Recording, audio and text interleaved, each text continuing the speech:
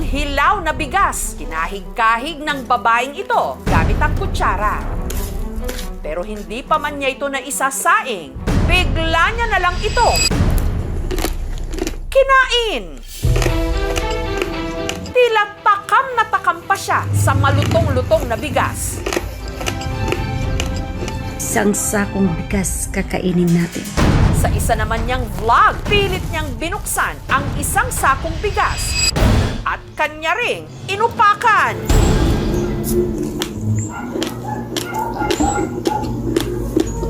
Nariyang inipon niya sa kanyang palad ang mga nalaglag na butil mula sa sako. At saka diretsong isinubo. At hindi lang white rice ang paborito niyang papakin. Pati na brown rice at basmati. Pinaghahalo-halo niya rin ang iba't ibang klase ng bigas. Pero bakit ang hilaw na bigas hindi niya mahintay na maluto? Bakit niya ito agad minumukbang? Para sa ating mga Pilipino, talagang rice is life. Pero alam niyo bang may mga nagmumukbang pala nito ng hilaw? Dito sa kanilang tahanan sa Buog, Zamboanga, Sibugay, sinushoot ng vlogger na si Mamang Beb ang kanyang mukbang videos. Naisipan ko mag-YouTube yung pagkain ng bigas ang try ko. Nag-viral naman yung bigas ko. Pero hindi lang daw ito for the content. Craving niya raw kasi talaga ang kumain ng hilaw na bigas. Hindi ko na po maputol yung pagkain ko sa bigas. Matapos na kumain, pangpangimagas ko yung bigas.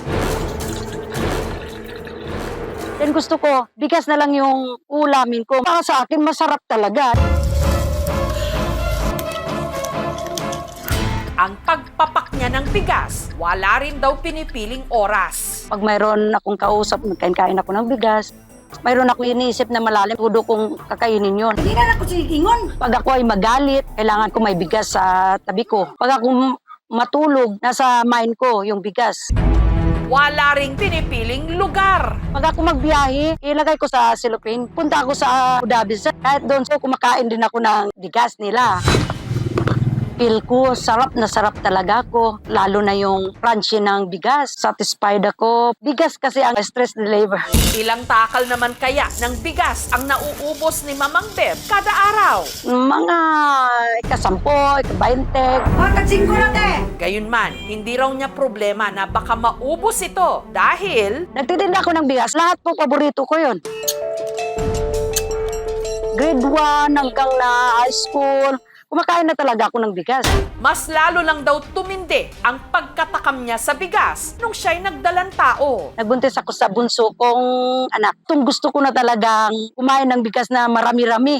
Pero pag-amin niya, Pakiramdam ko hindi mabuti sa health ko. Kumbaga, naninigarilyo yung tao, di ba? Ganon din ako. Pero bigas lang yun akin. Concern ko lang yung misis ko, yung pag hindi na okay yung health ng asawa ko dahil sa kakain ng bigas, doon pa ako magre-react. Lagi akong sinusumpong. Yung sulok-sulok ko kasi. Masakit. Yung acid ko sobra na. susunod, may kakilala ka rin bang panay ang kain ng hilaw na bigas? Gusto ko naman po siya pigilan.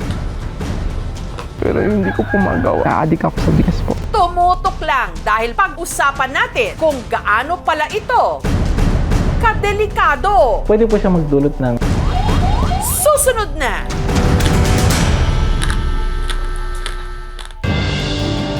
Dito sa Zamboanga City, may nakilala kaming babae na mahilig ding pumapak ng hilaw na bigas. Si Ivy, hindi niya tunay na pangalan. Kada araw, ang napapapak daw niya, umaabot lang naman ng 1 baso ng bigas. Kapag nagluluto po ako ng kanin sa rice cooker po, tapos napapakuha na lang po ako bigla. Tapos nilalagay ko po sa bibig ko. Hanggang sa mamaya, ganun na naman yung gagawin ko po pag may bigas. Gusto ko po puno yung palat ko po pag kumukuha po ako ng bigas. Tapos yun na po yung ilalagay ko po sa bibig ko po. Madalas daw tuloy maubos ang kanilang supply sa bahay. Kaya po humihingi po ako ng bigas po sa asawa po ng kapatid para masatisfied po ako. Na-addict ako sa bigas po. Nagsimula raw ang lahat nung siya'y nabuntis. Yung lasa niya po, parang mani po. Gusto ko lang po nangunguya po ako ng bigas. Pero hindi raw ito simpleng paglilihi lang kahit daw kasi nanganak na siya. Nakakadami po talaga ako ng kain ng bigas. Dahil hindi na raw makontrol ni Ivy ang pagmumukbang sa kanilang bigas, madalas daw silang magtalo tuloy ng kanyang mister. Pag po nakakita, nahuli ko po siya na kumakain siya ng bigas, pinapagalitan ko po. Tapos yun, pinapagalitan din niya ako. At nakatanggap din daw siya ng panghuhusga. In-upload lang po ng asawa ko parang 4 memes lang. Tapos may nag-comment na, ang sarap na lang ng kanin, bakit di mo na lang lutuin ang bigas? Nakaka-stress po siya. Sana po matuto po silang makiramdam.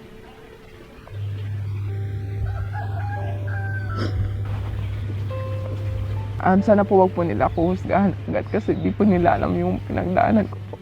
Gusto ko naman po siya pigilan pero hindi ko po magawa. Naging habit ko na siya. Hanggang nangyari na nga ang kanyang kinatatakutan. May nararamdaman po ko sa katawan ko yung mga masakit yung tiyan ko. Tapos napapansin ko po na pumapayat po ako. Umisikip ang dibdib. Kaya po ako humingi ng tulong sa inyo kasi may nararamdaman po ko sa katawan ko. Ipinakonsulta namin si Ivy sa isang doktor. Nalaman na si Ivy posibleng merong eating disorder na kung tawagin, pica. Ang pica po ay isang simptomas na kung saan ang individual kumakain po ng mga di karaniwang bagay na inedible. Under na siya ng eating disorder. Common kasi among pregnant women. Yung pagbubuntis niya, pwede po yun mag-cause ng hormonal imbalance sa ating katawan and mag-trigger po sa brain ng tao na mag-crave ng mga bagay-bagay. Most of the time, triggered po siya ng stress. Pero gaano ba kadelikado kumain ng hilaw na bigas? Yung bigas po na dadigest naman po siya ng katawan. Actually, yung ganitong simptomas po, ma'am, is benign lang po siya. Ibig sabihin, hindi naman po ito malala.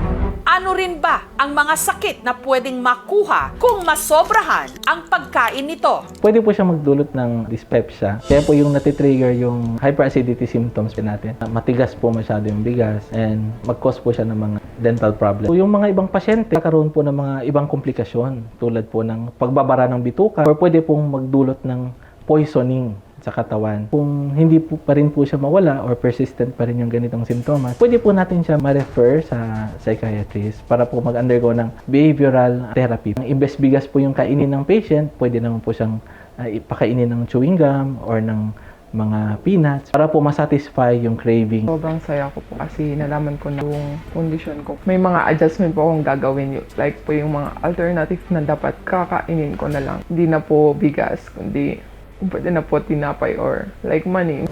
Rice is life, pero para sa iba, bigas is lifer. Ingat lang po, dahil kung akala mong simpleng pagmumukbang lang ito, pues marami ka pang kakaining bigas. Thank you for watching, mga kapuso. Kung nagustuhan niyo po ang videong ito, subscribe na sa GMA Public Affairs YouTube channel.